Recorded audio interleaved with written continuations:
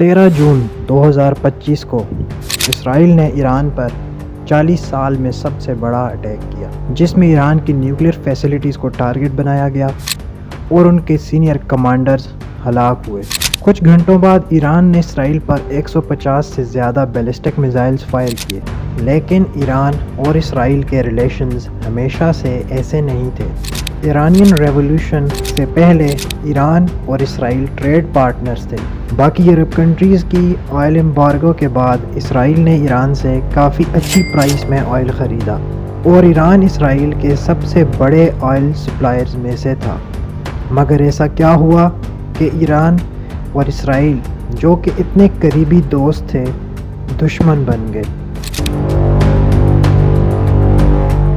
ایران اسرائیل conflict کی کہانی شروع ہوتی ہے 1979 کے ایرانین ریولوشن سے، جب شاہ آف ایران کا دور ختم ہوا اور ایک اسلامک ریپبلک قائم ہوئی۔ اس کے بعد ایران نے اسرائیل کے ساتھ ڈپلومیٹک ریلیشنز توڑ دیے اور اسے غاصب یعنی ایک اللیگل اسٹیٹ کہنا شروع کیا۔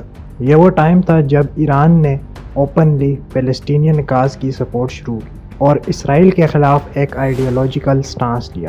دوسری طرف اسرائیل نے ایران کے نیوکلیئر پروگرام کو اپنے ایگزسٹنس کے لیے ایک تھریٹ سمجھا۔ ایران کا کہنا ہے کہ اس کا نیوکلیئر پروگرام صرف پیسفل پرپزز یعنی کہ انرجی جنریشن وغیرہ کے لیے ہے، لیکن اسرائیل اور ویسٹ کو لگتا ہے کہ ایران سیکریٹلی نیوکلیئر ویپنز تیار کر رہا ہے۔ اسی وجہ سے اسرائیل نے پچھلے 10 سالوں میں کئی دفعہ ایران میں کوورٹ آپریشنز کیے ہیں۔ کبھی ایران کے نیوکلیئر سائنٹسٹ کو ٹارگٹ بنایا، کبھی ایرانین فیسلٹیز پر سائبر اٹیکس کیے، جیسے کہ فیمس اسٹکسنیٹ وائرس جو 2010 میں نتنز فیسلٹی کو ہٹ کرتا ہے۔ اب اگر ہم گراؤنڈ ریئلٹی دیکھیں تو یہ لڑائی صرف ورڈز یا انٹیلیجنس لیول تک نہیں رہی۔ ایران نے سیریا، عراق اور لبنان میں اپنے ایلائز اور پراکسیز جیسے کہ حزب اللہ کو مضبوط بنایا۔